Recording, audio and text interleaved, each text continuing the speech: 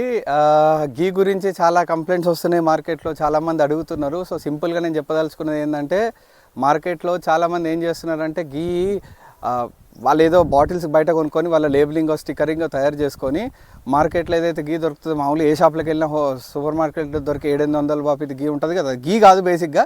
సరే what ever ఘీ పేరు మీద ఏదైతే అమ్ముతున్నారో దాన్ని తీసుకొని ఈ బాటిల్స్లో పోసి 2000కి 2500కి అమ్ముతున్నారండి. మీరు ఎక్కడ గీ కొన్నా అసలు వాళ్ళకి ఫామ్ ఉందా, యానిమల్స్ ఉన్నాయా, వాళ్ళు అసలు గీ నిజంగా తయారు చేస్తున్నారా, అది బఫెలో గీ కావచ్చు, కౌ గీ కావచ్చు.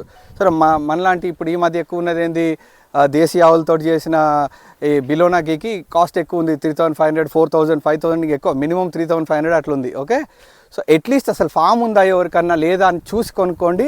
అసలు ఈ 2000, 2500 ఈ రేంజ్లో కొనుక్కునే కన్నా మీరు ఆ 700 దాకా కల్తీది కొనుక్కోండి, అదే బెటర్. ఎందుకంటే ఇదే మీకు దేశీ కౌ ఘీ అని చెప్పి మార్కెట్లో అమ్ముతున్నారు.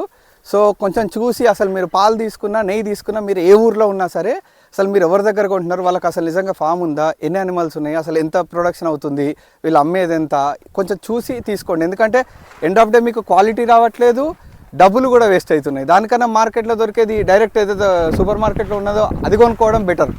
లేదు క్వాలిటీయే కావాలనుకుంటే ఎవరి దగ్గర కొనుక్కుంటున్నారో వాళ్ళ దగ్గరికి వెళ్ళి చూసి కొనుక్కోండి. సో దట్ అట్లీస్ట్ మీరు మోసపోకుండా ఉంటారు.